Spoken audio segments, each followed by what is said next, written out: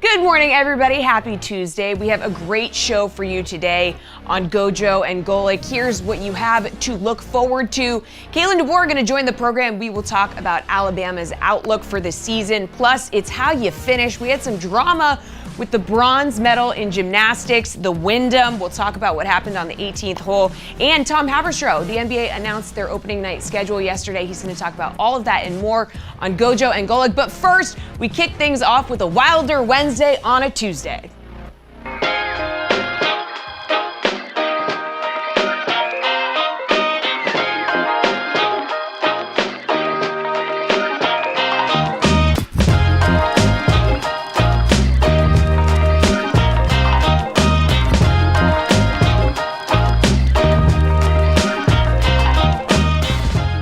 What's up, everybody? Welcome to Gojo and Golic. Mike Golic Jr., Mike Golic Sr., and Jesse Cofield. We got a great show for everybody. As always, make sure you download, subscribe, rate, and review us.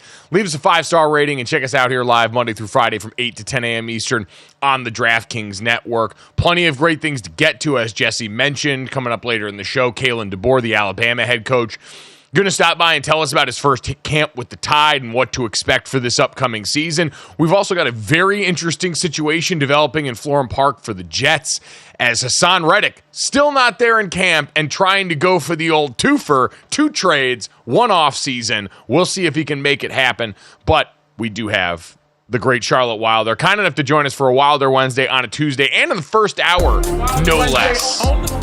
We are just switching. The graphic is amazing. We're just switching it up on everybody.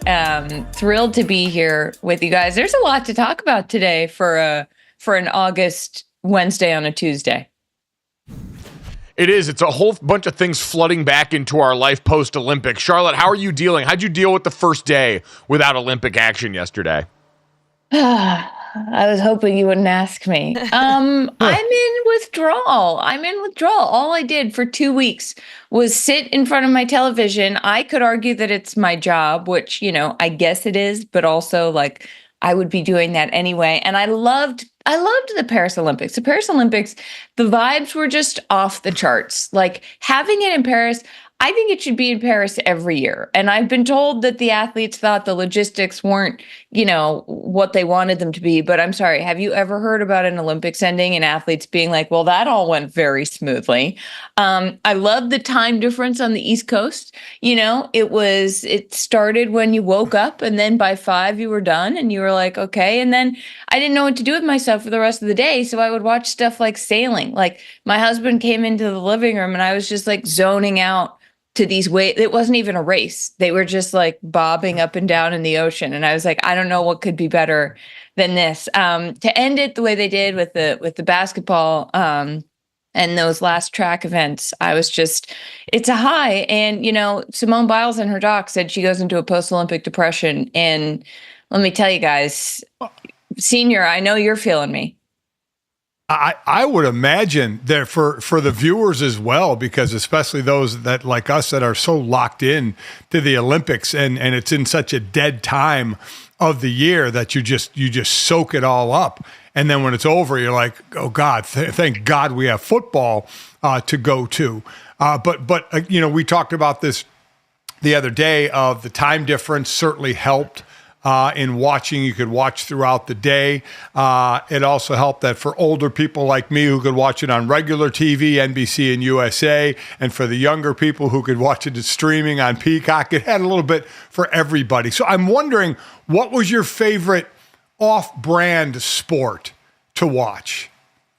Off-brand. Okay, so what does that exclude? Help me out. What would you say are the big brands? It was like basketball, soccer. Gymnastics, and really track. the main things, gymnastics and swimming, which people really tune in for. Oh man, I loved all of those things. I watched. I have to say, the speed climbing really got me. I'm also, we talked about this last time. I love track and field. I love the field events though, like watching, the heptathlon even towards the end, although Anna Hall didn't do as well as we wanted. Yeah. But I think every year for me, the three that really get me are just swimming, gymnastics, and track. And then the basketball this year, obviously we'll talk about. Those are the main brand ones that really capture my attention. But I'll watch anything, guys. I mean, I really loved the volleyball. Like, I thought the volleyball was really, really fun. I actually watched less badminton than I usually do, which was surprising. The kite surfing, the surfing was sort of cool, but there's some things where, like, I just don't know what's going on, and I don't know how they're scoring them, and I don't really know how to learn. Do you know what I'm saying? I'm like, that wave looked really good to me, and the announcers are like, also, can I say something about the announcers? The announcers that differentiate, like, the difference between announcer sport to sport is one of the funniest things I've ever heard, because you'll have like air rifle shooting, and they'll, and then people are like, raising their arm up, and they're like, wow, Matty, I really felt like she was a little slow on the raise there. And then you go to surfing and they're like, yeah, man, Toddy really shredded that wave and she's looking pretty gnarly. And then you go to like equestrian and they're like, well, Lord Crinklebum is really looking fantastic on, it's like you get such a flavor for each one of these sports. How can you not love it? That's the way it should be, though. Each sport should have announcers that are so hyper specific to the energy of that sport. Because we have this thing happen in America all the time where we have so many announcers, especially our play-by-play guys, that work across all sports. I saw the graphic the other day coming off this Olympics where Mike Tirico, who does so many different things for NBC, including horse racing coverage in the Olympic and obviously the NFL, and on down the list, that they can all tend to sound the same after a while. So I do like the change-up of having a bunch of sports that all have announcers that sound exactly like their sports announcers should. That, to me, is very wholesome. That's very welcome. Charlotte Wilder mentioned basketball. I have failed to mention this off the top, but if you are not familiar by now, Charlotte Wilder is the co-host of a basketball podcast called Oddball with me and El Haason every day but Monday here on the DraftKings Network. And I'd imagine you guys had your hands full and plenty to talk about coming off this Team USA win against France in the finals this past weekend, Charlotte. They get it done. France, once again, another Olympics where they are closely nipping at Team USA's heels. So what was your biggest takeaway from that gold medal win for the guys? My biggest takeaway was that we are watching absurd levels of greatness. To see Steph Curry and LeBron James play together the way they did and play so well together, you'd think they'd been teammates for years. To watch Kevin Durant come in and just take over, I felt like it is such an obvious thing to say that, obviously Steph and LeBron are so great, but it's still the fact that they can still surprise me, the fact that they can still absolutely blow my mind, the fact that Steph Curry is taking circus threes at the end of the game, and that's what wins it. Not only is he taking those circus threes, he passes to Kevin Durant, because Kevin Durant and LeBron James were open in that last shot he took. Kevin Durant gave him the ball back, and he's guarded by two French guys, and he just lobs it up, and it still goes in. And I think the joy that they played with, I think what was really fun to me was how hard they were trying. I think it's very easy to look at these guys and say, what's one more Olympic gold medal, especially in a league where people tend to think like, well, an NBA championship matters more. And I think it was it was an argument for making everything matter. And the fact that we got to saw that, and then there's this sort of bridge between the next generation, which I'm sure we will also talk about, because that's the most fun thing to talk about after the Olympics is what happens in 4 years, even though so many things could happen in 4 years. There's like no way of knowing. But I think to me, Gojo, it was the absurd levels of greatness we were witnessing all at once. It felt massive. It felt like this. I was aware of how historic it was as it was happening, and I just felt very lucky that we got to see it. Dad, it's the same feeling I got coming off NBA All-Star games in the past, and shout out to Dragonfly Jones on Twitter, who was the first one to kind of push this out in the timeline. Couldn't agree more. We deserve to see LeBron James and Steph Curry play together more. I don't care whose team it's on. I don't care how it happens. We deserve, before their careers are all said and done in the NBA, to see those guys play together more, because it is electric, and they both seem to enjoy it so much. I think that was one of the bright spots of not only did we win, but who we won with.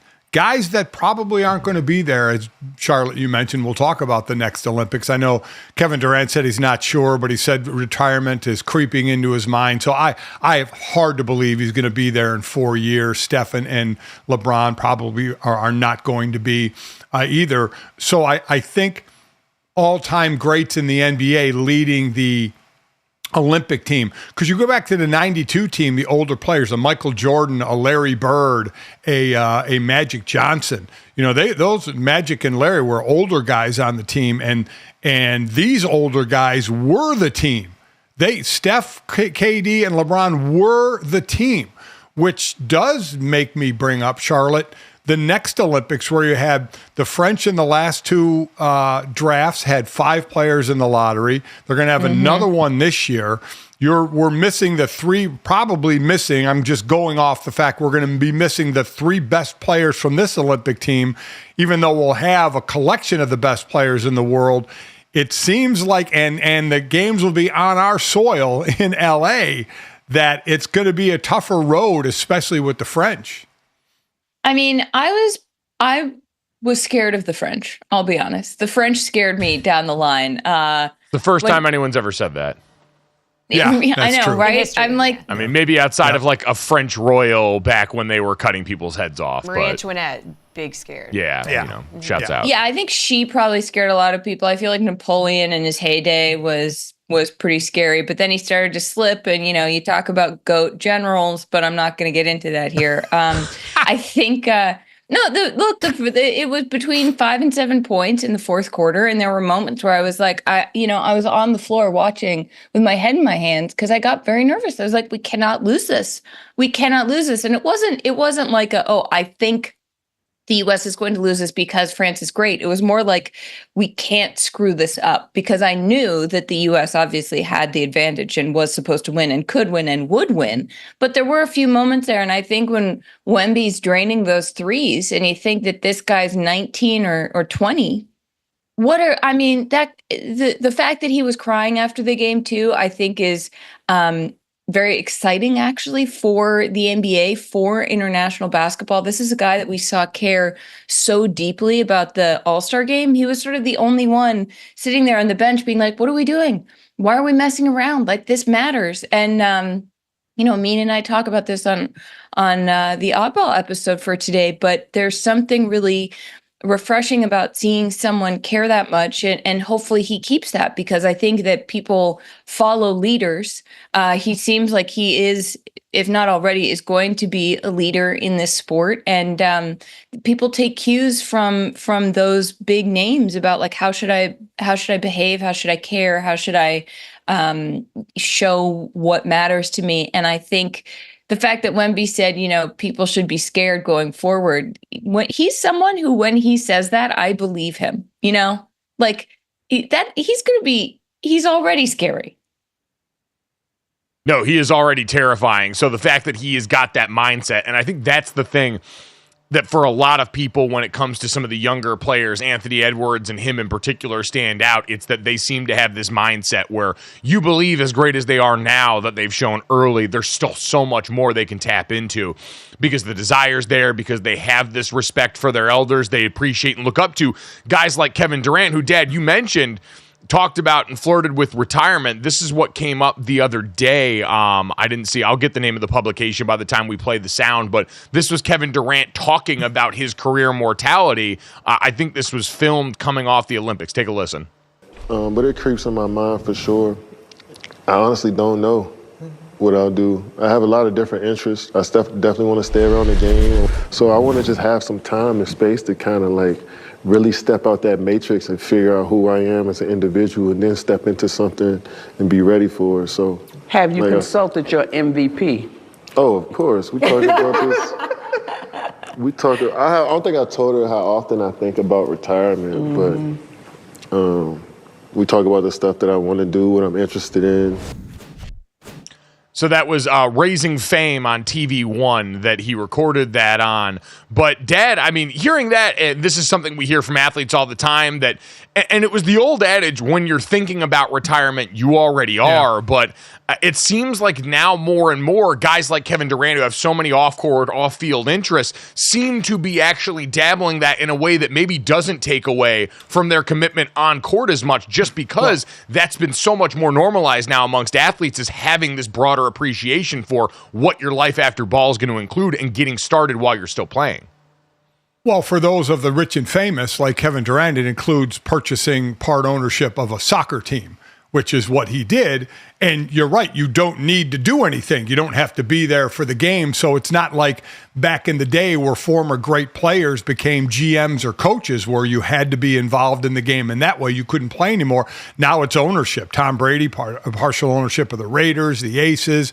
So these guys with multiple basketball players involved in soccer, so they can keep playing. They can keep their interest in Dad, the game they're more playing. like the mindset, though, right? Where if you're thinking, oh, man, maybe I'm ready to be done with this, a lot of people used to view that. And then you can correct me if I'm wrong, but I feel like in your era, in the era I grew up watching, it was if you hinted at all that you were doing anything but keeping the main thing, that was seen as, well, there's no way you'll be able to go out there and compete at the highest levels because it takes this myopic focus to do that.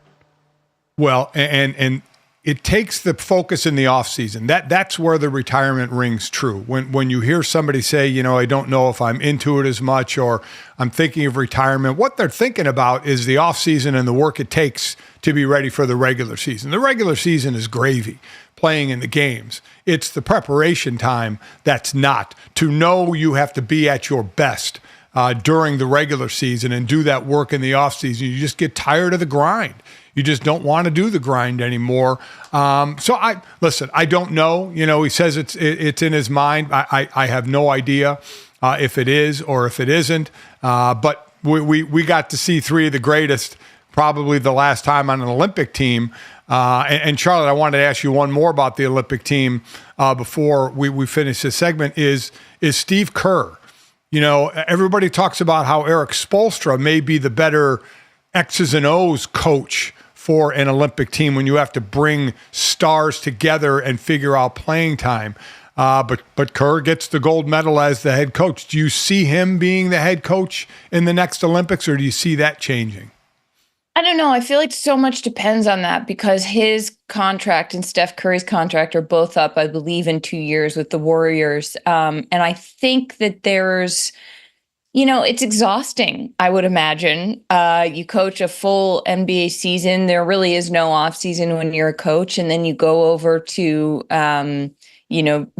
deal with all of these amazing players, which I'm sure is exciting. I'm sure is also very stressful. I think in 4 years from now, I think a lot is going to be different around the NBA. And I don't know in what ways, because I think to make any prediction about these players and coaches and greats that we're seeing right now, I mean, we're going to look back and be like, oh my God, like I'm going to tell my kids it's like the Holy Trinity. We saw Steph Curry and LeBron coached by Steve Kerr, like there are levels of greatness here that are staggering. So I don't know how long that lasts. And I also don't know how long it doesn't last because these guys, I mean, LeBron's going into his 22nd season in the NBA. So that's a really bad sports talk way of saying, I don't know. I would be surprised if Steve Kerr coached this team again. I think Spoelstra probably would take over, maybe Ty Lue. I don't think it'll be Mark Few, although it was nice to see him. What I like about Mark Few, assistant coach of Team USA, college coach of Gonzaga, is that you can tell how excited he is or riled up he is by how red his face is. And I just like having a visual for a coach that I know what's going on. It's very transparent, very transparent. So it's a bad answer, but no, I would put my money on Spoelstra being the head guy there in 2028. Yeah, we had Bill Ryder on the other day from CBS Sports HQ, and he basically said, yeah, Steve Kerr is a great vibes coach. Maybe not rotation-wise, X's nose, the guy necessarily, but hey, he's going to get you a nice team culture. He's going to make everyone feel involved in the process, except for Jason Tatum, and then you're going to go on and you're going to be able to win plenty, which they did, without Jason Tatum really playing a lot of minutes there, which it seems like he will also have his revenge coming up in Los Angeles in 2028, considering he is just now walking into his prime years-wise, which is a terrifying thing to consider there. So, again, we've had to wave goodbye to so much in the Olympics. We still got more. Jordan Childs, Noah Lyles have given us a lot to think about, even post-Olympics. But coming up next, right at the top of the pile, more drama for the New York Jets, and it doesn't involve Aaron Rodgers. Is that a good thing or a bad thing? Next.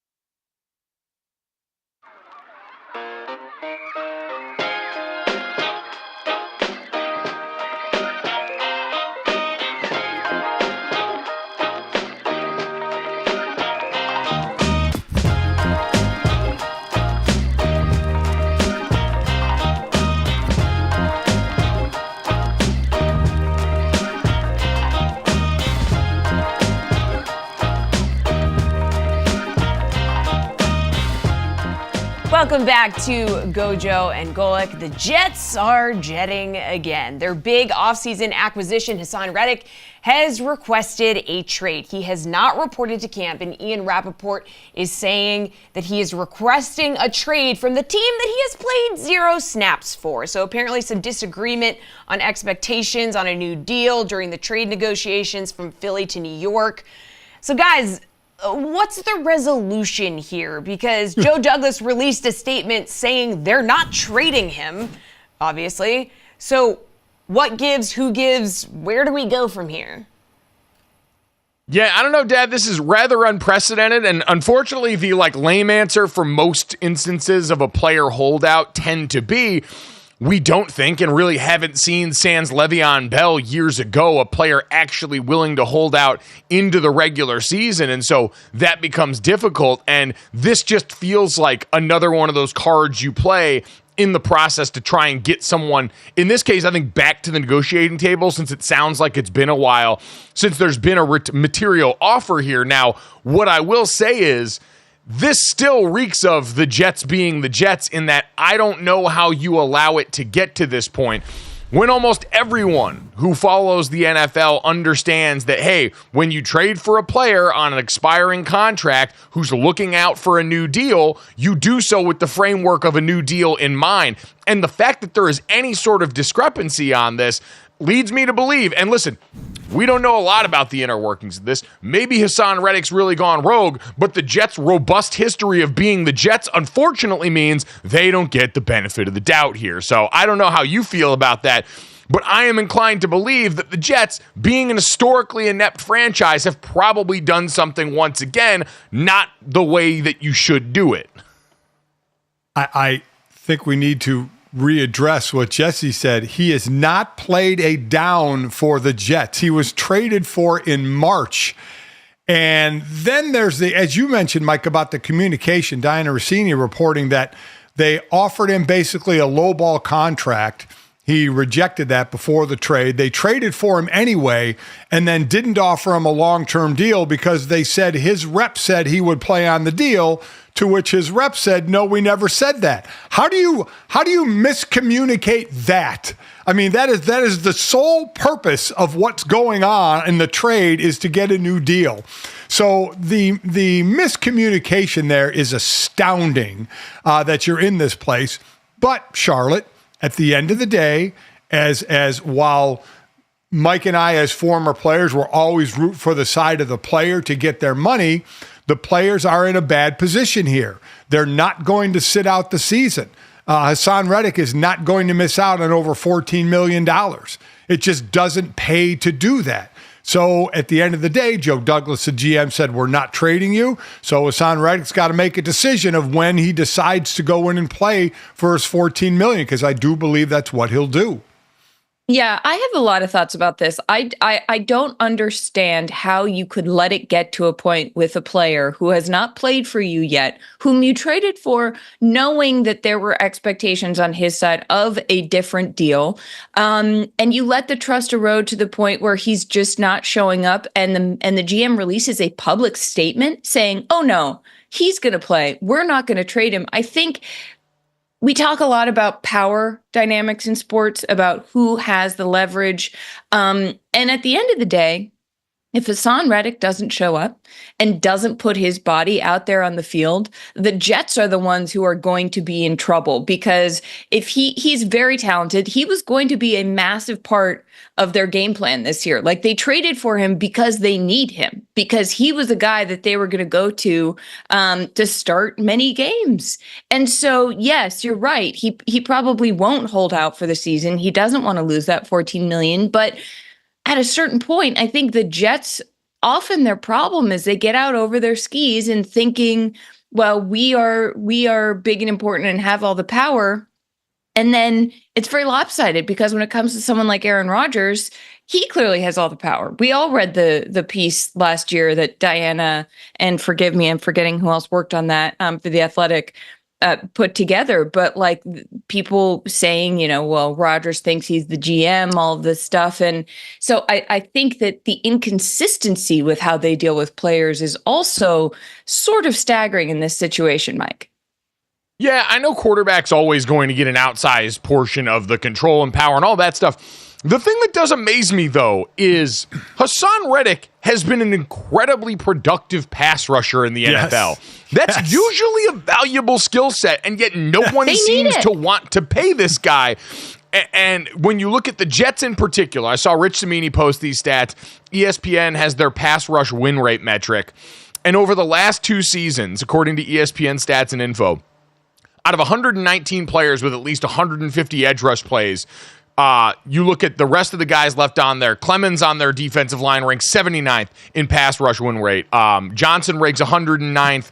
Haason Reddick and Bryce Huff in that time have been 4th and 5th respectively. Bryce Huff, the one they let walk in free agency, going over the Philadelphia Eagles, who get signed. And then they said, all right, we'll just take our pass rusher and put him over here, and yours and put him over here, and have him be the productivity that replaced it there. Because you look even further than that, over the last 2 seasons, 27 sacks. Over the last 4 seasons, Haason Reddick has had 50.5 sacks, 4th in the league over that span. Like, Dad, usually that's one of the easy paydays. It's like quarterback, wide receiver, and pass rusher. You don't have to worry about getting your money, so I don't understand what the difference here is. Yes, he's 29 going on 30, which is a little bit older, but if you're the Jets, your world is 2 years long right now, and I can't understand, even for Woody Johnson and company, why you would let this get in the way of your chips in the middle of the table and the main thing that you've made the main thing. I agree, and I think it's because they feel they have a short window and he's going to play.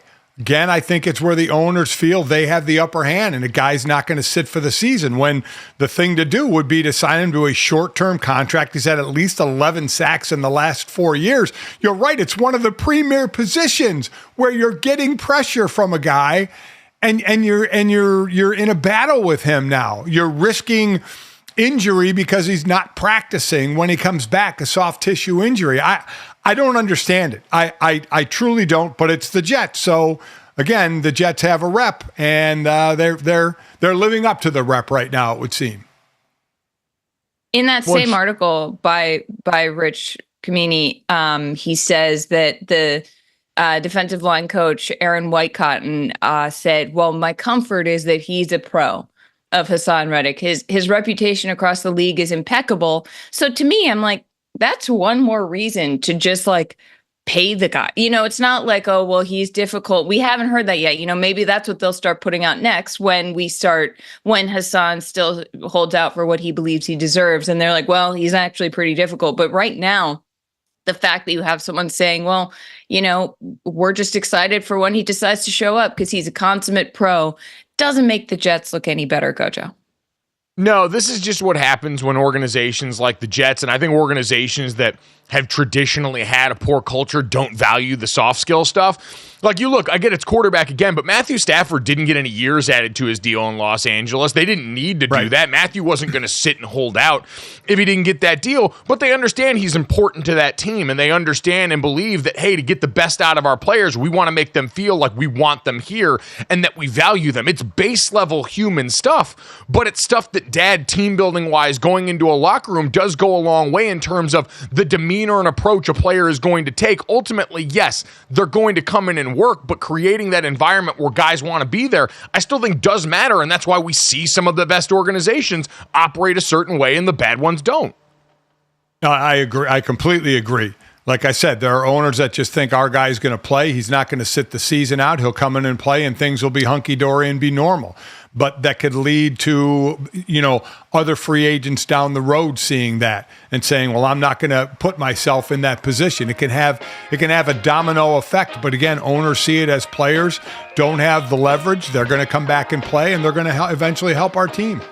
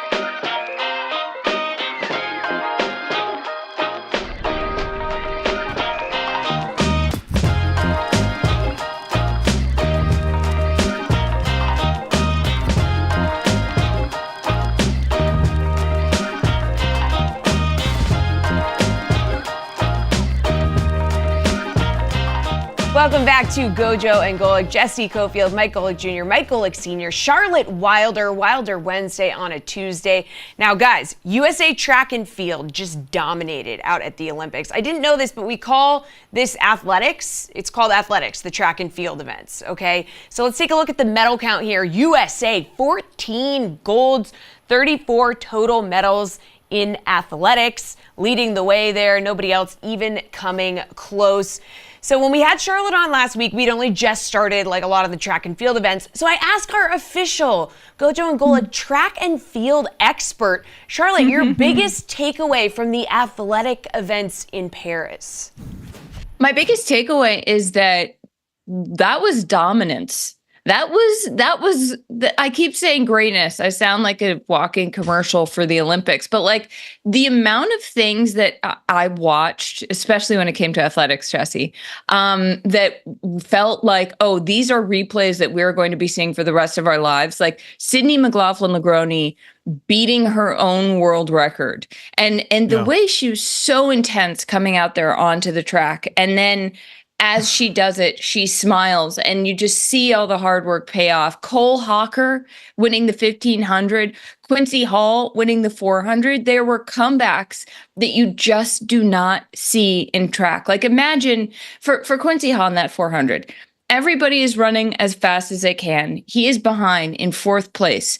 And he somehow manages to not only run as fast as the people in front of him to maintain that distance, he digs deep. I mean, the call was Quincy Hall is digging deep. Quincy Hall is running past all of them. Quincy Hall, like, I can't remember what it is now, so I'm really glad I brought that up. But the point is that when you are able to reach another gear, which is what track is all about, to see that in real time. Like I've already gone back and watched all of the races at least 3 times, and I'm not kidding. It is so beyond my comprehension and ability and skill that to see these people doing this, it's thrilled. Like I think I cried at the end of every race because you just see the relief and you just see kind of the look on their faces where they're like, I don't know where that came from or how I'm able to do that, but I did it.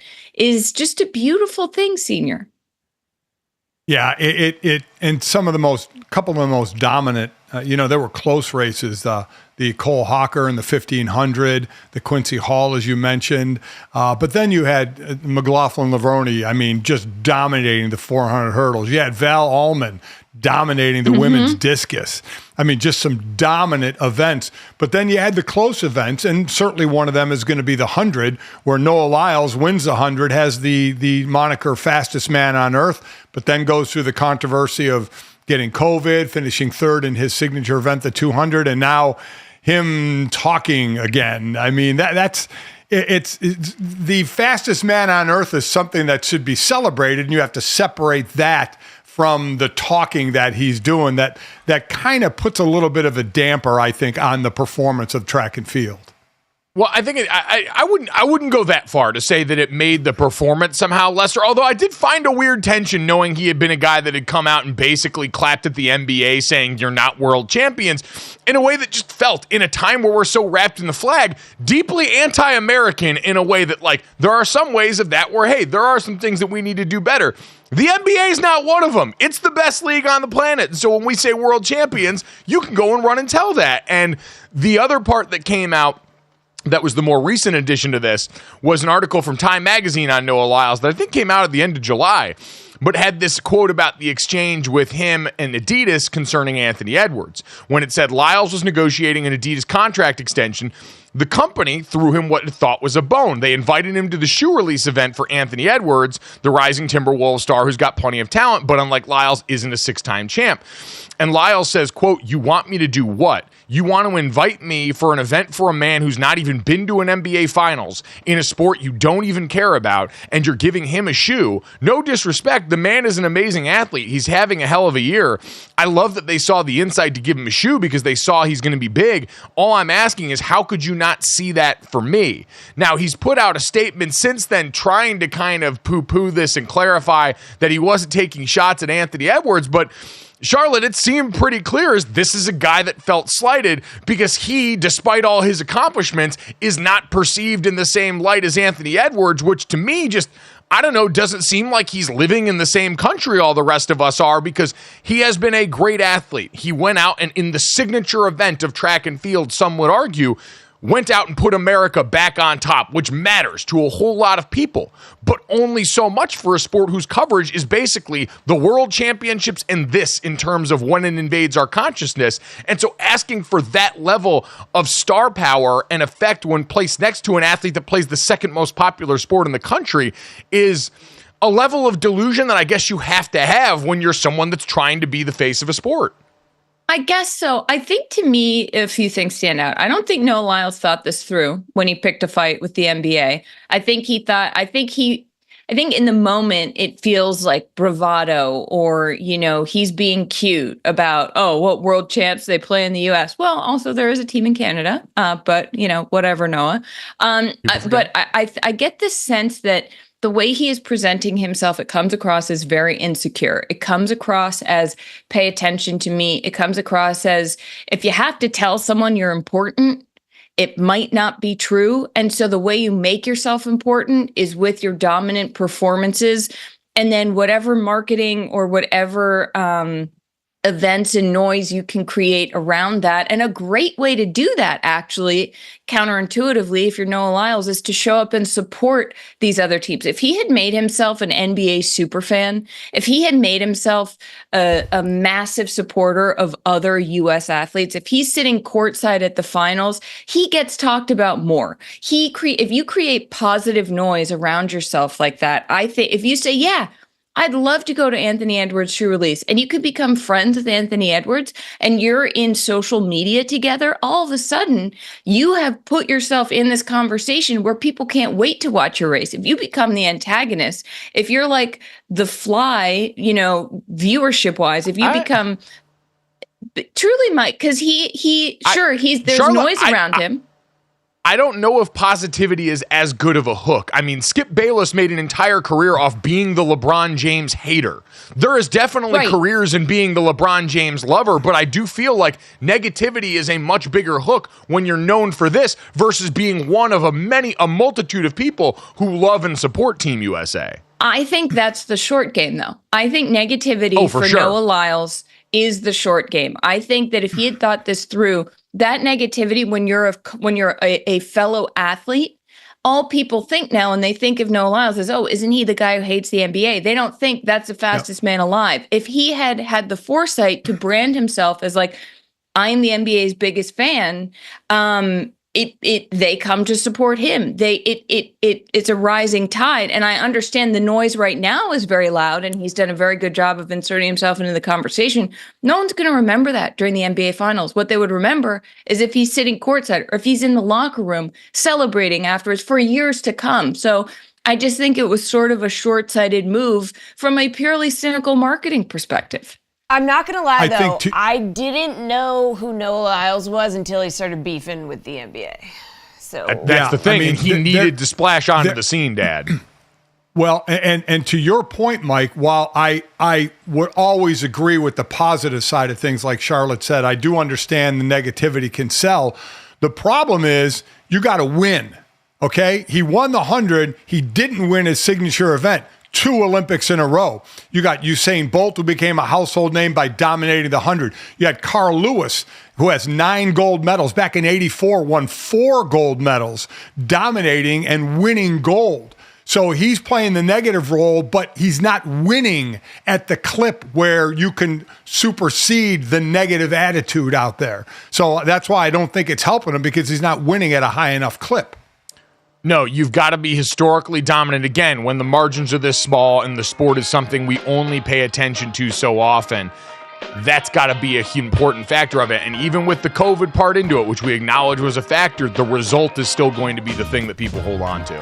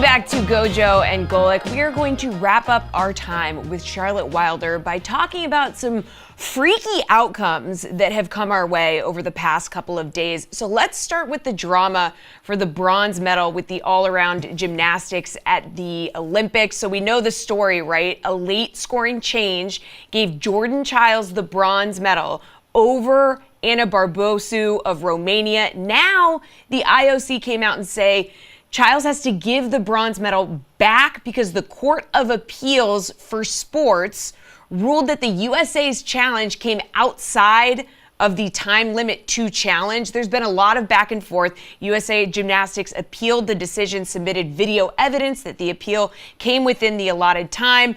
But on Monday, they get the word that they're not going to take any more appeals on this. Jordan Chiles has to give up her medal here. Guys, this is a really crazy thing that we're talking about. You feel for Jordan Chiles. You feel for everybody involved in this situation. Also, Gojo, you mentioned before the show you have a friend who's a gymnast who kind of explained this a little bit more to you, because I heard this and thought it was just absolutely insane, but apparently there's some logic to it. Well, let's put it this way. For American sports fans, I think the closest analogy that I can make for this situation, especially since we're on the eve of football season, is so much of gymnastics is subjective in terms of the judging and the way it goes about. Two people can view the same attempt at a move very differently. And so in my mind, subjective call, I think of holding as an offensive lineman. What essentially happened here is a coach challenged a holding call and got it overturned. And then after the fact, the other team went back and said that they didn't get the challenge flag off before the next play. That's the part that we're talking about now, is not even the act itself anymore. It's the challenge by the U.S. that's come under discrepancy here. And Dad, to me, it all goes back to this idea that you're just having a difficult time. All of us, the American fans, like the reason I had to Rosetta Stone that into football is because for the rest of us, we are playing catch up in terms of the translation of how this sport works. And the fact that you can have in this same event, Jordan Chiles have this under review for a move that you could argue she did or didn't complete to the full extent of it, but her coaches can say, hey, this was what was in the routine. She deserves X difficulty score for this, and so it goes up. Versus another competitor in this who judges stepped out of bounds during the round, but then apparently after the fact they went back and could see on video, didn't step out of bounds, and yet they can do nothing on that. So it's a frustrating exercise in what we do during the Olympics. Try and get to know these sports as best we can, and then when controversy pops up, we're usually wholly incapable of actually processing it. But in my mind, it should have stopped once the judges made that decision and ruling at the Olympics. Once you decide you're going to let it happen and the judges on site let that go, hey, that should be the game right there. But gymnastics has these processes, and so I can't fault anyone in the process for using them. I love watching gymnastics and really all sports, but sports are difficult to watch when after your event you have to look at judges and wait for them to decide how you did. It's such a subjective thing, and I know that's their life and that's what they've lived on and that's what they understand. But I'm with you. Once they accepted the appeal and gave Chiles the extra 10th of a point and gave her third, that should have been it. They should have known at that point if the file came in too late. It came in 4 seconds too late. You have a minute to appeal. And the judge, the appeals, they say came in at 1:04, where the U.S. is saying they have a timestamp where they did it at 47 seconds. So, I mean, it's ridiculous. And like you mentioned, Mike, something actually apparent, except to the judges, when the young lady stepped out of bounds and she didn't step out of bounds. And you can't review that. You can't go back and look at something like that where she actually deserved the bronze, because she didn't step out of bounds and she's not going to get it in what should be the most clear-cut way of deciding who wins the bronze, Charlotte. I also think that there's an element of this that feels if I were Romania, yes, I guess you want to scrap to get whatever medals you can, but I wouldn't necessarily want that as Anna Barbosu. We also got such an unbelievable moment from that, where it was the first all-black podium in gymnastics at that level, where it was, you saw Simone and Jordan bowing down to Rebecca Andrade. Like, that was that bronze. That bronze represents a whole lot more than just, a couple of challenges or technicalities. And I don't know, I on some level. Oh, if I'm Romania, I don't give a damn about that. You run me my medal now. Oh, no. I'm not saying that. Right. I'm not saying Romania should care about that. I'm saying what we got from that moment was so massive and felt so historic that if I'm Jordan Childs, at least I'm thinking, I'm sure she's livid as I would be, but there also is like, I still had that moment. Like, people are going to remember that. I personally am going to be like, yeah, that was Jordan Childs' bronze medal. Like, the technicalities that happened after the fact, most people in the world are not going to be aware of. So there is something, at least there was that public experience that we all got to have of that. And then, I don't know how you can tell whether, it seems pretty clear cut to me. It was either 4 seconds later, it wasn't, but what do I know? Jordan Childs, she say, you're going to pry this bronze medal from my cold dead fingers. You know what? If you want to give the Romanian if you want to give the Romanian a bronze, you'll make another bronze and give it to her, but I ain't giving this bronze up. Send back a fake. Send back a fake. Just whip up a little fake, send that back. Hey, here's your bronze. I'd be at home in the kitchen whipping up that paper mache bronze medal. I would do such an accurate representation of that. They would have absolutely every idea that it was fake. But yeah, as like when Reggie Bush had to give back his Heisman, I'd be like, come get it, you losers. Yeah. This, I do feel for Jordan Childs, who right now is off social media. I saw in a bit of levity in this process. I believe it was Jordan Childs' mom, Gina, responding to Flava Flav, who posted the bronze clock that he got made for Jordan Childs that he promised he would have made, which, in a sea of very endearing things that Flava Flav has done during the course of the Olympics, I feel like this might have been one to sit out. Where Jordan Childs, probably not in a place to receive the bronze clock and see it as anything other than a haunting reminder of the thing that just got ripped out of her soul at this point. Because this is a huge Olympics for Jordan Childs. Her getting on the medal stand at all in an individual event was huge. I think, was that her first individual medal? I know she was a part of the team all around. Was that her first individual medal? It was, yeah. On the floor, this is a once-in-a-lifetime potential moment there that just got ripped away. Maybe we don't need the giant clock jewelry just yet. Like, you wait a month and then you mail her the clock. I don't know, Charlotte. Am I crazy? What did Gina Childs say? She said that basically, Jordan's not on social media right now for obvious reasons, but I'll let her know. Thank you. Like, she was very kind and diplomatic. I'll let her know. Very mom. I'll let her know. Oh, God. No, honey, look, Flavor Flav made you this clock. She did not let her know. Better? She did not let her know. She was like, "Yeah, I'm not going to tell you that." And he did it. Listen, we know why he did it. It was a nice gesture to do. So I get that. But I mean, it just, again, any sport with judges, man, the technicalities that go along with it can just take away from the incredible performances that go on the mat or on the beam or on the uneven bars, whatever. It's a shame, but it's not going to change. If I were Jordan Childs, I would just go to Paris and take a little piece of the Eiffel Tower and just make my own bronze medal with a piece of the Eiffel Tower. How hard can it be to get a piece of the Eiffel Tower? It's huge. Yeah.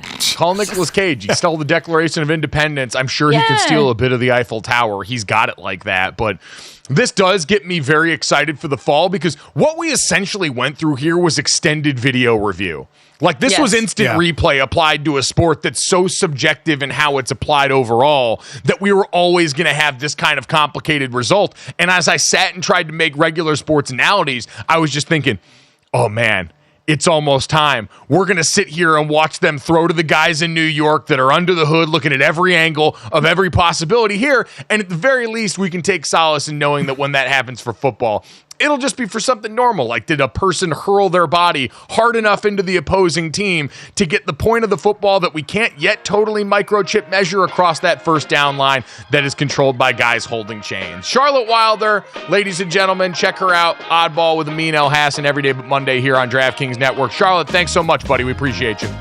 Thank you, guys. Always a pleasure.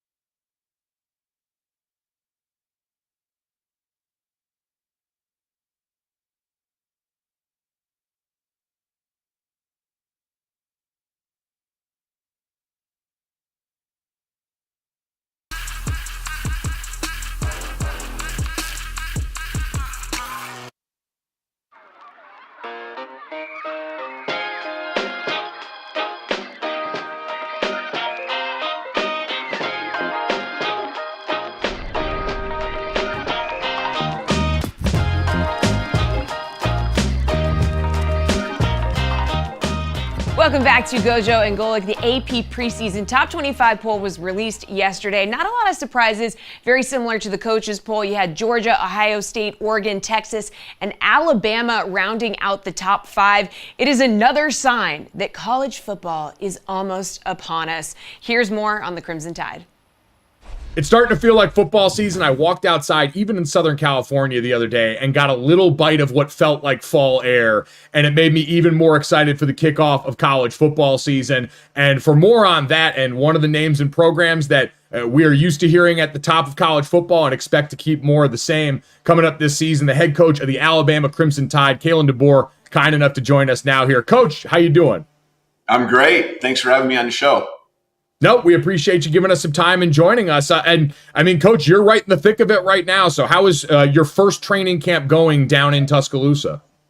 Yeah, the guys have been great. Got 10 practices under our belt and, staying healthy. That's always one of the key things, you're hoping for, crossing your fingers on. And guys did a good job all offseason preparing for this and, really getting a lot. We had our first scrimmage here.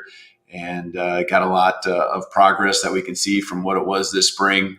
So a lot of work to do. We know we're not even close to where we want to be even for the first game, but especially with what we'll look like throughout the season. Well, the NFL gets preseason games, college you don't, and you get, between transfers out and transfers in, a lot of new players. So how has it been trying to acclimate everybody to your way of thought?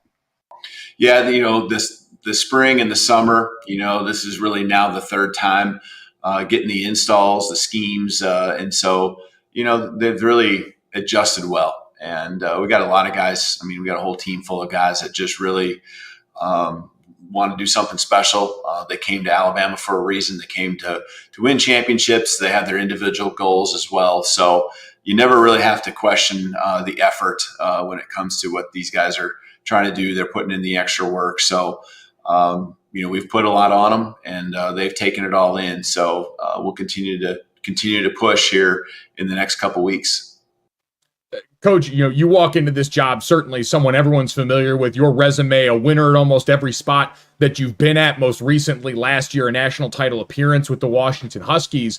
And now coming here into Alabama, I'm curious for you, as someone that's now gone around and been a head guy at a couple of different spots, what are the things that you've brought here that were sort of always going to be the same for a Kalen Deboer team? And then were there any areas that coming to a place that has the reputation and the well-worn tradition Alabama has that you did find yourself having to change a little bit to account for that?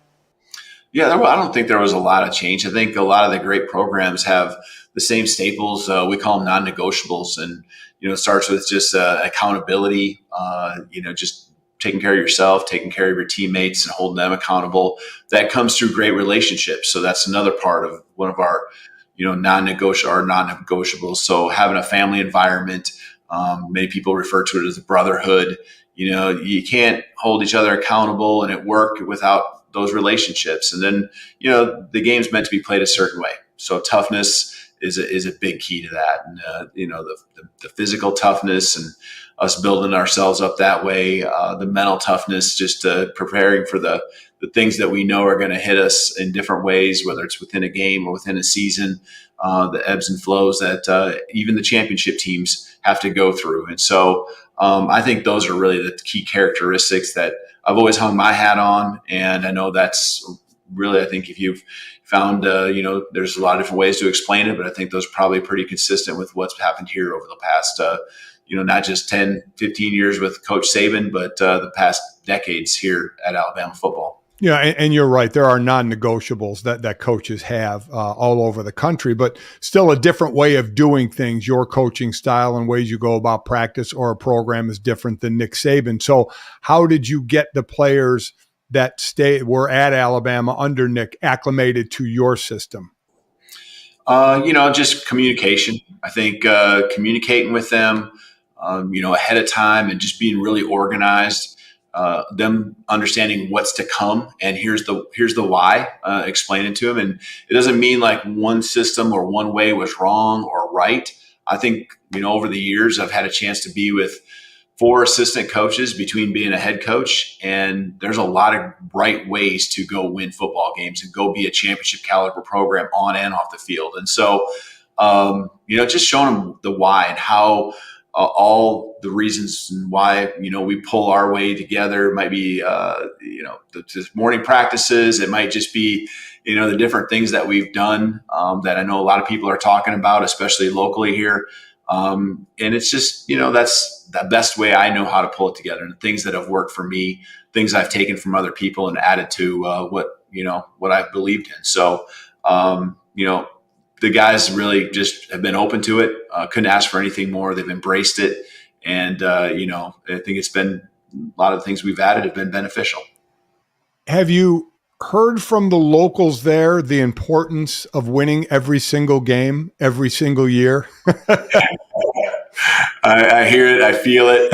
You know it. So, that's, I knew that coming in, knew that was an expectation. That's a big reason why I came here, is to want to be a part of something like that. And I always kind of term it, and it's maybe a little bit too simple, but, not having expectations, that isn't fun to be a part of, and, it's fun to see the turnarounds. I've been a part of that too, and growing culture and what it looks like from maybe not a good culture to one that's a championship caliber culture. But I certainly have felt that, and it's been great. I'd much rather be a part of something that has a lot of expectations. Was there like a funny welcome to Alabama moment that you had down there, whether it was at the grocery store or out somewhere like that or around campus? This has happened a couple times. You go to speaking engagements and, usually adults, but sometimes there's a couple kids there, and the kids making points on make sure you don't lose to this team, not like, teenagers. I'm talking like 6-year-olds, just saying, you don't lose to your rival in this game and that game. And, anything less than a championship is unacceptable. And, their parents put them up to it, but the message is loud and clear. It is amazing how the parent will put the kid up knowing that you'll answer the kid's question and maybe not the adult's question. You also just had, I believe you just had Fan Day. Is that a different experience than other places you've been? I think it's pretty consistent as far as just what we were trying to accomplish. And, there's so much support and passion by our fan base, and given a chance to have touch points with our players, special for them, and a great way for us to give back. And the guys did a great job. Proud of them.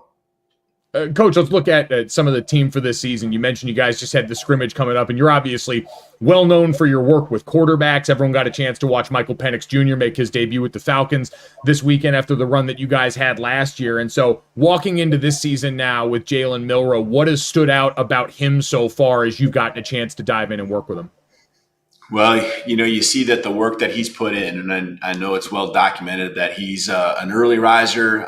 He's extremely motivated and locked in, comes in, 4:30 in the morning and goes through his routine. But you see that paying off. You see him really, now, again, hearing the installs and seeing the installs and going through it. You see his execution just continue to improve, his understanding of what we're trying to accomplish. And he and I just, I'm trying to anticipate what it's going to look like on game day. A lot of communication there. It just seems like, now he's really getting into it deep on the questions he's asking. It's not just these surface level things. It's these things where, I just appreciate how much he thinks about it and how much work he puts into what he's accomplished, but what he's really looking to do this fall. You're looking at the people that he's throwing to. You have a transfer in from Washington, obviously, and a young kid in Ryan Williams, a 17-year-old. So talk about how the wide receiver room has maybe changed a bit, especially with the young kid. Yeah, there's some great players that haven't just got their opportunities here. Kendrick Law, just a strong receiver. Kobe Prentice has played some snaps here. Manuel Henderson. But, you're referring to a couple guys that have come in and I know will add to the room and in a big way. Jeremy Bernard, guy I'm familiar with from Washington, has come in and just really established himself, not just as a great teammate, but, a guy that can go out there and make plays. And he's a physical guy who can, make the plays going up for the ball. He can make the plays with the ball in his hand. And then, Ryan, people got to remember he's a freshman, but he's certainly shown taking opportunities and running with it.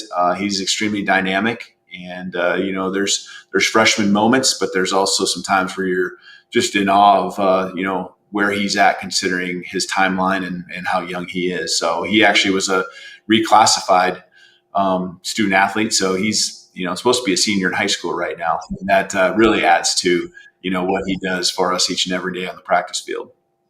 What's the hardest part about being a receiver in this offense, Coach? We just saw a bunch of your guys from Washington going into the NFL now as high draft picks that, I saw last year covering you guys a couple of times over the last few years, just all the different things that you do with that room. So what is the most difficult part for a young player like him getting into that room? Well, we can, I feel like we do a good job. Jamarcus Shepard does a great job of really from the ground on up, getting these guys to understand, first of all, a position. And we can personnel things and a guy can get a role. But as far as they can take it and understanding our whole offense, that will only help their opportunities to get on the field in different ways. And so guys understanding just the concepts, how it all comes together, we can put them into spots where they can really not just be an outside receiver, or a guy to a certain side with a tight end. We can have a guy that can really run all parts of the concepts. And I think that, Shep does a great job of teaching it that way. And, our guys are really hungry to be like those guys you're talking about that can kind of do it all and not just really like specific and only able to maybe, be an outside guy, into the boundary. We want a guy that can do all the things, and they want to do that as well. And how about the defensive side? Nick Saban, obviously the head coach, but a defensive back coach by over the years. And Kane Womack comes in, was at South Alabama, but I know you guys were together at Indiana, has that 4-2-5, though defenses can mold and morph into a lot of different things now. But I know he's been talking to Nick about playing guys, where they would fit into the scheme. But how different is this scheme than what Nick was running? Oh, yeah. I mean, Kane's very well versed in what it was before, and I think there are a lot of similarities. But Kane, and I've known this coming in, he will certainly continue to evolve and adjust to our personnel. But there's a lot of just diversity he does with the defense. So a lot of different looks up front, different looks in the secondary. I think, again, that's been done at a high level here for many years in teaching the secondary, but there's other things that, just the way it's presented, with pre-snap alignments and so forth, that Kane will utilize. I think that's where you're going to see a lot of the differences is probably more in the back half, but a lot of different pictures. I'm excited about what I see right now. Our guys are understanding it. Now they're running with it and really, the players taking it to the next level, executing allows us to really, cut them loose, let it be theirs. And I love what I see right now. For Alabama fans, there's going to be a lot of different faces on that defense, lose a pair of edge rushers, corners, and a lot of impact players from last fall. Is there anyone that's jumped out to you so far through camp, whether it's on that side of the ball or the team in general, where you saw around the offseason the work that they were doing, but now that you've put pads on and really gone to work in the fall, that you think is getting ready to have a big year? Yeah, we have a lot of players on our defensive side, especially that are either older and have played some snaps of college football and got some of that experience, and we have a lot of younger guys that we're going to be counting on. Some of it's in the secondary. I would say you got a Malachi Moore, and we brought in a Keon Sabb at safety. Guys that have been around college football for quite some time, especially Malachi here at Alabama. And then the corner position, Damani Jackson, who's played some snaps, transferring in, and a lot of confidence in him. And then the rest of the group is kind of new faces, a lot of underclassmen, freshmen. They're very talented. And so every single day you just see them growing leaps and bounds, and, they're hungry. They're really excited about the growth they've had. Up front, I think, the box, where Deontay Lawson has just been a mainstay here for us at linebacker. Tim Smith, Tim Keenan, interior-wise. A lot of people know those names, and I'm excited about LT Overton and Jamarian Latham, at the edges. Others have other roles right now where you can see them highlighted and pass rushing and things like that. But some of those guys have really done a nice job. Every down type of guys, can get to the quarterback when they need to rush the passer and transitional pass rush, but also, really do a good job and be stout against the run. So has the moving to a 12-team playoff system changed the philosophy at all, from knowing you'll have to play some extra games in a 12-game playoff system to length of season? Does it come into play anywhere? I haven't really incorporated it at this point, because you have to be still playing great football to get to those extra games. And that means you got to get off to a fast start. I know, having been at a smaller college and playing, 4 playoff games pretty much every year after your regular season, the key is to be playing your best football and have the guys the healthiest at the end of the year. And so I think the key is to do a good job in the moments as you go through the year of when you can win a game and get some other guys some action. You try to do that. It helps build depth. It helps keep guys fresh. And I think those are the times that you really are trying to prepare for through camp right now. And then, we just try to put ourselves in that spot. But I think as far as the mindset of more teams, easier to get in, I don't think that's the case at all. I think it's going to be a fight till the very end. I know experiencing the top 2 getting into a conference championship the last 2 years in the Pac-12, it goes till the very end. Sometimes a divisional, race can kind of be decided with a few weeks before the championship, in this case, the SEC. That's going to probably be at least one team or two, a couple teams fighting until the very end, if not all of them. So we know we got to play every single game. We can't have, the mindset that, hey, there's a little more, wiggle room to work with, because I don't think that's the case.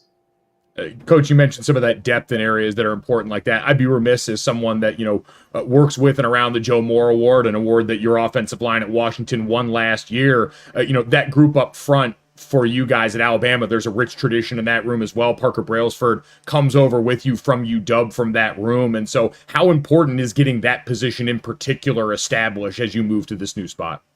Yeah, it's critical. I think the offensive line just sets up the whole team. It's the group that really you want that chemistry because they're not highlighted like the skill guys are. But, when they can do well, you got a good offensive line. It forces the defensive line and the linebackers to really do a good job doing playing their role against in practice each and every day. And if you can protect the quarterback, now the receivers can work against the DBs and they all get better as well. So it's not just on Saturdays when it's important to have that offensive line and have a great one. It's really every single day in practice where the offensive line kind of sets the tone and allows you to get the work in that you need to. And so I'm really pleased with the guys we have. The interior three have been pretty consistent. We've rotated a few different tackles, but I feel like we're in a good spot there. It's more a matter of, which one's the best tackle to fit in or tackles to fit in with the rest of the group. And so got some great options. These guys are all working. They all get along great and they're competing. And they're working and competing also. I'm wondering how much of the NCAA video game talk that you hear amongst the players, speaking of working and competing. We had some plays we've run and some of them, they know the read progression and you're like wondering how they know that. And it's, so I guess there is an element to where it's a positive too, right? Some of the things that they do away from the facility. But they're especially in the end of the summer when it first came out. I know they were all in. I'm sure there's a lot more being played than what I realize even at this point too. Like you said, it can now be dubbed applied virtual practice time. These guys are getting the mental reps in on the game there. So time management, game situations, third down. I mean, they're having to take it all in. So, right, we're going to speak positively about that. Exactly. It's a great spin on it and a great reminder that football is almost here. Or for you guys, it's going on right now. So, Coach, we know you're a busy man during camp. We appreciate all the time you've given us today. Best of luck this season. We're excited for you in this new stop and can't wait to watch. I appreciate it. Thanks for having me on. Roll Tide.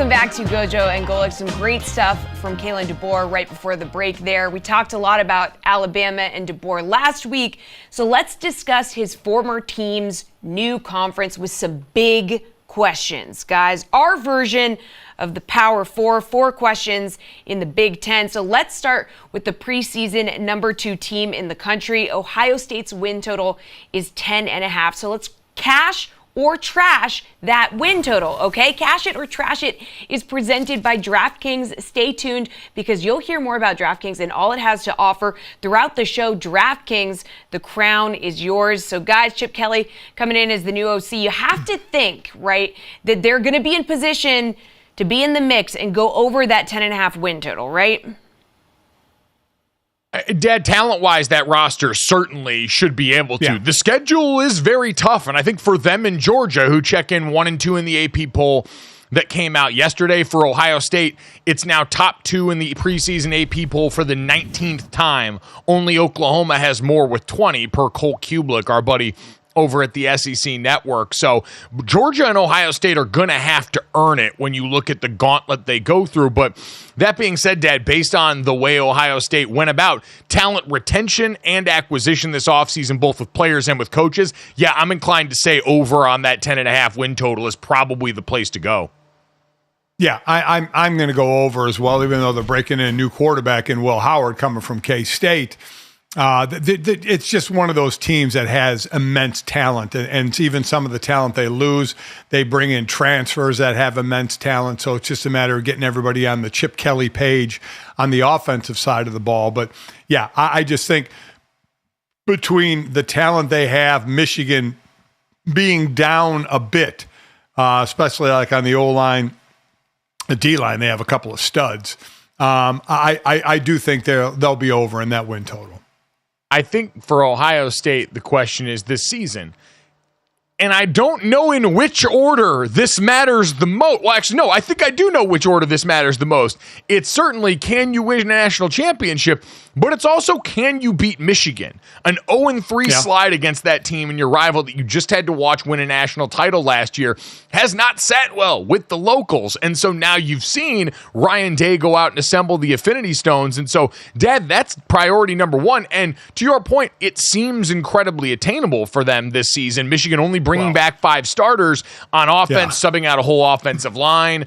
You've got Donovan Edwards coming back. You've got Colston Loveland at tight end, but you're breaking in a new quarterback in Orji, which, man, if RG3 gets a Michigan game again this fall, we are going to be in a world of hurt with that. But it's, Dad, a team that right now, they absolutely should go out and beat Michigan with all the talent they've amassed. Yeah. Offensive line remains the one position group on Ohio State's team, maybe outside of linebacker, where they lose Tommy Eichenberg and Steel Chambers. But offensive line, where they bring over Will McLaughlin, the center from Alabama, or Seth McLaughlin, the center from Alabama, and they've got 3 starters back from last year, but it's a group that still had questions then. And it really, to me, the most interesting storyline in the Big Ten is, what does Chip Kelly's imprint on the run game look like for this team? Because that will decide if they're going to be a team that wins the Big Ten and wins a national championship, or just beats Michigan and then maybe falls short when it comes to the expanded playoff. Yeah, I think beating Michigan is they're going to do this year, but it's going to be, that's obviously a big piece of criteria for them, I get. But obviously it's at the end of the season, so they'll want to rack up a lot of wins before that and be right there for the conference championship. They play back-to-back weeks in October, Iowa and Oregon, 2 different teams, one in Iowa with no offense, then one in Oregon with a big offense. Obviously, they play Penn State in November and then finish up with Michigan. So the schedule can be tough, but I see them comfortably, maybe is the wrong word, but I think it's going to be them and Oregon fighting it out for the division title, and a team that could end up playing 3 times: regular season, conference championship, and then possibly in the playoffs. Yep. Let's get to then the Pac-12 teams here with our next question in this 4-pack of questions. As you and I both agree, Ohio State goes over 10.5. Ohio State beats Michigan, I think, this year, which, by the way, Wink Martindale, the D coordinator at Michigan, going to try and kill them with hammers. But, Dad, for the Pac-12 teams making their jump over to the conference here, USC, UCLA, Washington and Oregon. What does success look like for those teams this year? Because I right now would if you made me bet today who I think was going to win the Big Ten, I'd probably pick Oregon in year one. Yes. I think that there's so many similarities about them and Ohio State. You can argue maybe the pass rusher spot's certainly better for Ohio State. Oregon's got depth there. They've got some transfers they're going to rely on that side of the ball. Offensive line being the differentiator where I trust the Oregon stock at that position to go along with Dylan Gabriel at quarterback and the wide receivers that they have there. But if Ohio State gets that offensive line figured out, that could make me look silly in a hurry. But for the rest of those teams, I think it's more of a mixed bag this season. I agree. I think it's Oregon up way above everybody else. Washington just replacing so many players. USC could be interesting, bringing in Lynn, the D coordinator from UCLA, over to USC because that defense was just horrific last year. Now, we'll see if one coordinator can make that big of a difference, but I think he can make some difference. So I'm real interested to see what USC's defense can do. We always talk about offense, but what their defense can do in the Big Ten. But I think Oregon is by far and away the best Pac-12 team that's going to the Big Ten. Yeah, Oregon's got national title hopes. Everyone else, Washington going bowling in year one for Jed Fish, considering a roster he inherited that lost the entire Joe Moore Award-winning offensive line, quarterback that was a top 10 draft pick, multiple wide receivers that were incredible in that room, including Rome Odunze and Jalen Polk, who are now on NFL rosters. Before you get to a defense that's got some starters returning, getting to a bowl game would be a Herculean effort. USC resetting the defense is 100% the goal. We know Lincoln can do offense. And UCLA, I don't know, it's going to be really interesting there. I think they're more of a landmine team. They've got some starters back. And oh, by the way, Eric Bieniemy, the offensive coordinator there, I did a double take on that the other day as I was very surprised. Dad, let's get to the other teams that are near that upper crust in the Big Ten. When you look at Penn State, Iowa, maybe even throw Wisconsin in there in terms of teams that might be able to crack it. Do you see any of those teams, I think specifically Penn State and Iowa, having the juice to maybe get into the conversation for the playoff? I just don't. I just still don't see Iowa, even though Brian Ferentz is no longer at Iowa, just having an offense that can compete with some of the offensive firepower, especially with Oregon coming in to the Big Ten. Penn State, Wisconsin, I mean, it's almost like we hope each year that they can add to the firepower of just Ohio State and Michigan and who are the other teams involved, and they somehow find a way to fall short. You have Nebraska with Raiola, the freshman quarterback, but I don't expect a ton there either. So I truly, Mike, think this is a two-team race with Ohio State and Oregon. I really do. I just don't think there's a lot of depth in the Big Ten this year. Tim Lester, the new offensive coordinator for Iowa, is going to have a Herculean task in front of him because he runs an offense traditionally that is very different than everything we've seen at Iowa recently. And Kirk Ferentz does not seem like a guy that enjoys different and new. And so I'll be curious how much he's allowed to let that freak flag fly. But, Dad, that defense is still able to hunt. And you look at their schedule. They avoid Michigan, Oregon, Penn State, and USC. Like, yes, they play Ohio State, but that's about the only game against a dominant team. Offensively, yeah, they'll be in it. But that defense, once again, should be a vice grip that lets them win 10 games almost automatically. So I do think they'll be able to push it. For Penn State, Andy Kotelnicki is, to me, the most interesting hire this offseason. Chip Kelly's probably the most important in the Big Ten, but Andy Kotelnicki coming over from Kansas and what that offense looked like for a team in Penn State that last year averaged over 30 points a game, 36.2 points per game overall, but 13.5 points per game against Ohio State and Michigan. They've had a big bad problem majority of James Franklin's career at Penn State. I'm wondering if Andy can now get the best out of Drew Aller on that offense that lost some pieces, but has that loaded running back room and has a coordinator that I think is one of the most creative and innovative of college football. If that's hits, all of a sudden, Penn State's a live dog in here. I think them and Iowa are much closer to the playoff conversation than they're going to get credit for, and are going to make for a very interesting season in the Big Ten. Coming up next, we'll take an early look ahead at the upcoming NBA season and the reputation problem for Steve Kerr coming off the Olympics. Next with Tom Haberstroh.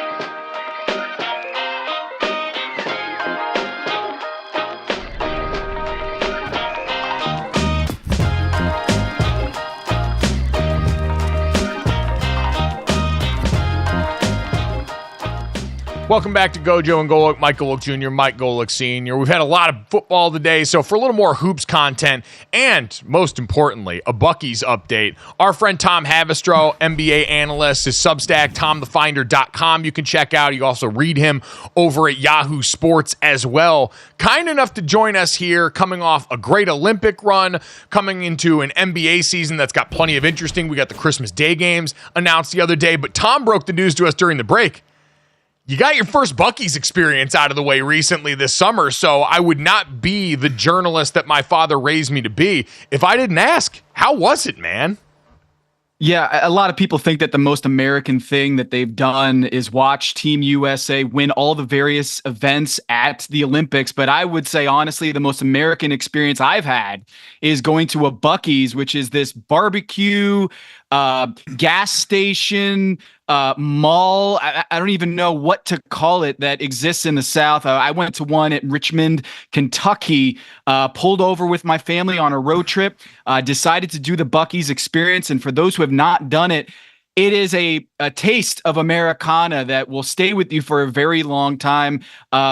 It was overwhelming, I will say. I did not expect that there would be people tailgating in the parking lot of a Buc-ee's. There were people with picnic tables in the parking lot, like taking up a literal parking space to lay out like an old school red and white checkered tablecloth with tailgate chairs and sitting outside of their pickup trucks eating their Buc-ee's barbecue sandwiches. And it was unlike anything I've really ever experienced in my life. Well, those are veterans of Buc-ee's who put in the time for that stop, because normally if you're not a veteran of Buc-ee's and you're just doing a stop, especially if you have young kids, you're looking to get gas, you're looking to do a bathroom, and you're looking to get out, maybe get a cup of coffee, get a couple of snacks and get out. But Buc-ee's, all of a sudden you walk in and you're like, oh my God, I'm overwhelmed with the beef jerky section and the brisket section and everything, where you can't get out in a normal amount of time. You want to leave a stop.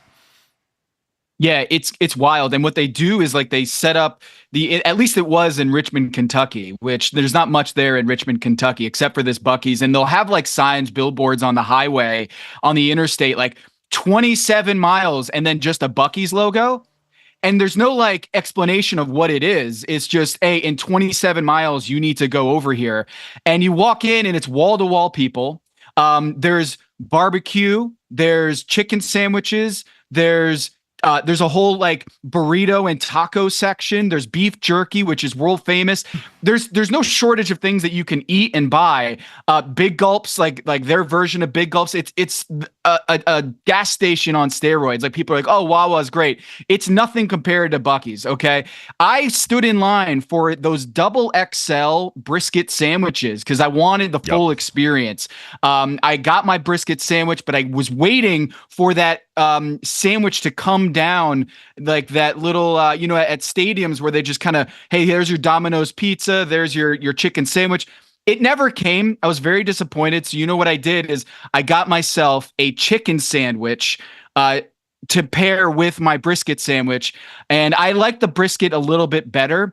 There was like this cheese sauce with the chicken sandwich that I wasn't a huge fan of. I still have Popeyes, the Wendy's spicy chicken, and I would say throw in there. I don't think that the Buc-ee's chicken sandwich was its strongest, but I'm still holding out for the 13-ounce, nearly pound brisket sandwich, the double XL. I don't know if you guys have had that one. I have had it. It is worth the experience. It is an all more reason to go back and make sure that you do a Buc-ee's a second time, because like that billboard indicates, what's understood doesn't have to be explained. And the Buc-ee's experience is one that is just that. It is holistic, it is top to bottom, and it will embed itself in your soul from here on out. There is no easy transition, Tom, from the glory of Buc-ee's to the glory that is the gold medal for Team USA. I don't feel like we on this show have talked a ton about it, so I'm going to burden you with this. The Jason Tatum headlines were obviously a staple throughout this Olympics of his playing time here. How justified are the people upset on Jason Tatum's behalf that he didn't see the time that a person of his status in the league they thought should? Well, he didn't earn his time on the floor in terms of his performance. He didn't hit a jump shot the entire Olympic play. I think the stat was 0 for 14 on jump shots. So it wasn't like he got on a heater and then he got benched and, Steve Kerr wanted to choose KD and LeBron over him. But the fact of the matter is, I think the biggest story here is we haven't heard one peep from Steve Kerr, Kevin Durant, LeBron James, and Steph Curry about whether they have retired from Olympic play yet. This is kind of the elephant in the room, is that Jason Tatum was benched during, Olympic play and didn't get the shine that he wanted or the play that he wanted.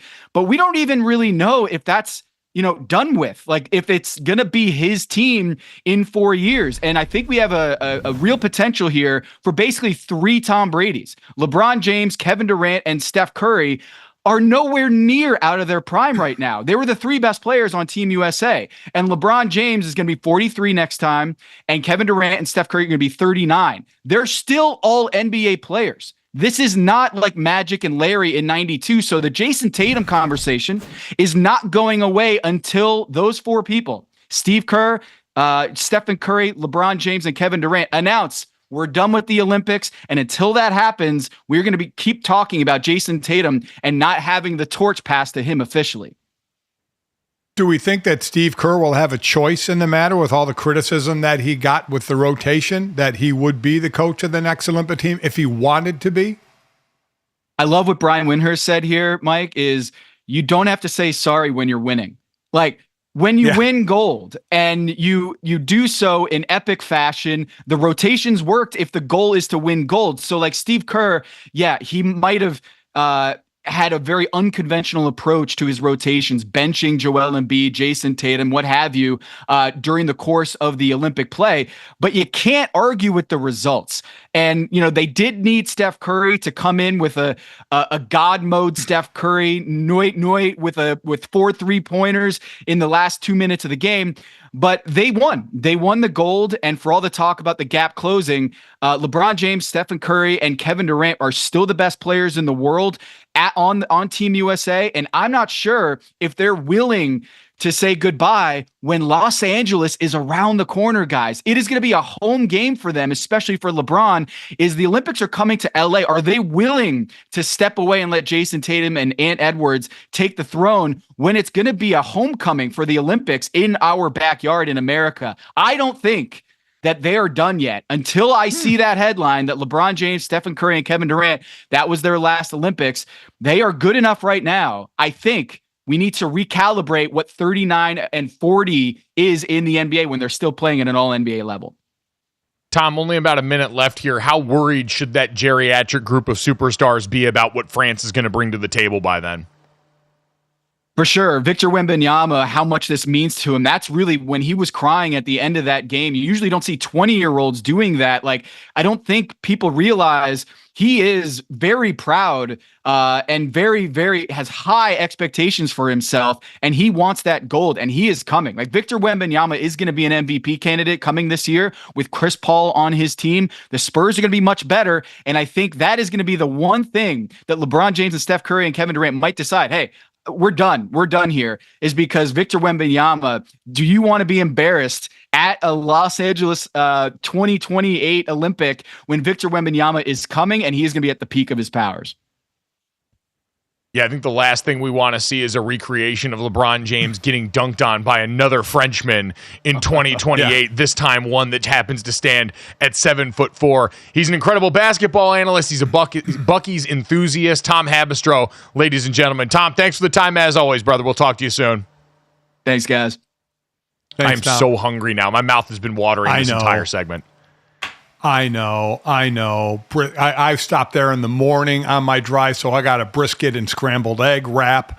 Oh, yeah, my mouth's just watering right now. I was going to say, none of this is a joke or a bit. We're both having difficulty talking. No. So we're going to take a quick break, and coming up next, we're going to talk about something I actually have some experience with: haunted hotels and athletes. Next on Gojo and Golic.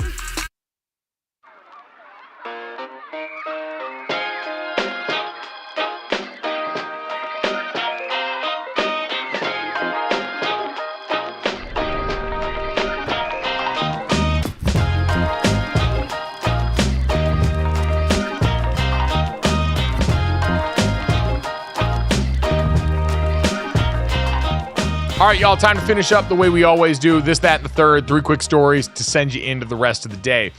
Make sure you download, subscribe, rate, and review us. Leave us a 5-star rating. Check us out live Monday through Friday from 8 to 10 a.m. Eastern on the DraftKings Network. And if you miss us there or any of our great guests, and we had a bunch of them today, thank you to Charlotte Wilder from Oddball with Amin El Hassan.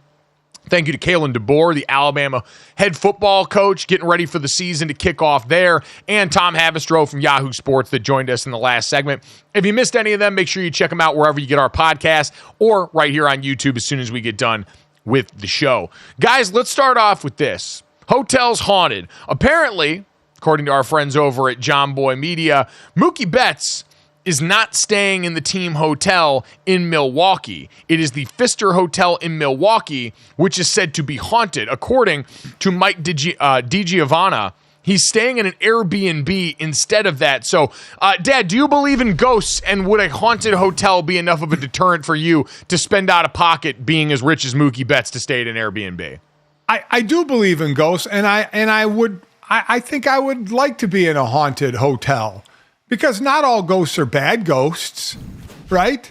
I mean, we always think of the bad connotation of ghosts, but there might be good ghosts out there, like Casper, the friendly ghost. Maybe it's a friendly ghost. I think that would be kind of cool. I don't want to take my chances, though. Like, what? It might be kind of cool, or it might be kind of not cool. Yeah, I feel like the overwhelming amount of propaganda in the media about ghosts is pretty negative. Most of the movies do not paint them in a very sympathetic light. And I will say, as someone with brief experience in this, when I did training camp with the New Orleans Saints in 2015, we stayed at the Greenbrier in West Virginia, which, if you haven't been there, is basically the hotel from The Shining. And I remember a bunch of my buddies that had played for the Patriots who came there too, had misgivings about staying in that hotel because they had heard it was haunted. And I didn't actually see any signs of haunted activities, but that place looks about as haunted as any place on planet Earth. Jesse, have you been there? I've been there, and I don't mess with ghosts. I didn't know that when I went. I think I was like a kid, so I didn't know that. But now that you've told me that, I will certainly never stay there again. No, I don't mess with ghosts. Well, that's the thing. That's the thing. You put it in your mind. You put it in your mind, and then your mind starts racing to the possibilities of it, and that takes your sleep away, not the actual haunted, if there is ghosts in there. Pros and cons, right? Okay? The cons outweigh the pros in this scenario for me. I'm going to avoid ghosts at all costs, okay? And I think, Jesse, what we're trying to overcome here is a bad history for people that look like us. White people in movies for years have been ignoring the signs around them when it comes to ghosts. Yep. All a well-worn history of a white family that's bought a home in the suburbs, that's got a checkered past, and they have a few weird things happen. And instead of doing the smart thing, which is getting the hell out of there, they say, nope, you know what? We're going to live in this house and make it work. Even though their daughters come into the room talking about the funny man that talks to them after bed every night, and no one decides to read the signs. So no, I'm not doing it. We're not splitting up. I'm not going to check in the basement. I award you no points, and may God have mercy on your soul. Yeah, The Haunting of Hill House, a recent one. I would say living in a haunted house would be a tough call. Staying in a hotel where you're just there for a night or two might be a different thing. But yeah, living in a haunted house, I think, would be a different ball of wax altogether. All right, well, when the ghost follows you home, don't come crying to us. All right? Exactly. Jesse, let's get to that and chicken wing related crimes. Yeah, so a school worker in Illinois was sentenced to 9 years in prison after she pled guilty to stealing $1.5 million worth of chicken wings during the pandemic. So some of the numbers are absurd in this one. 11,000 cases that she ordered and picked up in a school district van. Now, this was discovered during a routine mid-year audit because, first of all, basically they don't buy chicken wings for kids because of the bones. Second of all, apparently it's like halfway through the school year and they're $300,000 over their budget for the year. So they did the audit. She's found to have done all this. I have so many questions when I read this. I mean, clearly she was like selling them. She had some kind of a criminal mastermind thing going on where she's taking the chicken wings and selling them to someone else, right? I mean, she's not like storing these chicken wings somewhere. No. She's definitely selling them somewhere else and putting making a cool profit off of this. But 9 years for stealing some chicken wings. Wow. Stealing some chicken wings. She was stealing food and from the budget from children during the pandemic at school. Like, lock her up for that. That's insane. At the most vulnerable time for kids in recent history, she decided that while they weren't ordering these chicken wings for the kids, that money that could have gone in the budget to any of the number of things they needed in schools that generally in this country are already underfunded. And she decided to buy $1.5 million worth of chicken wings? That's wild. Yeah, it's she deserves jail, straight to jail. Yeah. While kids weren't in school, the district was still sending meal kits to students who were learning remotely. So, yeah, you're right. Yeah. It seems odd to hear 9 years for stealing chicken wings, but when you look at everything all encompassing, you could understand where she was taking food. And it was $1.5 million worth. I feel like when you pass a certain threshold of money, it just becomes more prison time. I think that's how the law works.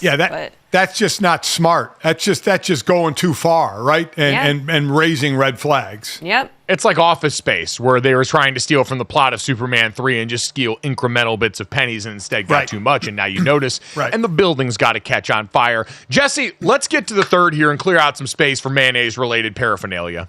Yeah, obviously this one hits close to home for us, Gojo, because you are a mayonnaise connoisseur, disgustingly. So Hellmann's has launched a mayo cologne with Will Levis, and they launched this whole commercial where it's like a sexy perfume ad, but it's for mayonnaise perfume. Yeah, so we got like the slow looks to the camera, like running in kind of slow motion, wearing a button down. Oh, the button down's come undone. Panning to the camera, looking around, like he's drinking the mayonnaise, like. Yeah, real sexy. I just wish I had been a fly on the wall when they presented this to Will Levis and his agents and stuff, and they were like, yeah, we're into this. But Gojo, this is really, you need to talk about this because this is your forte here.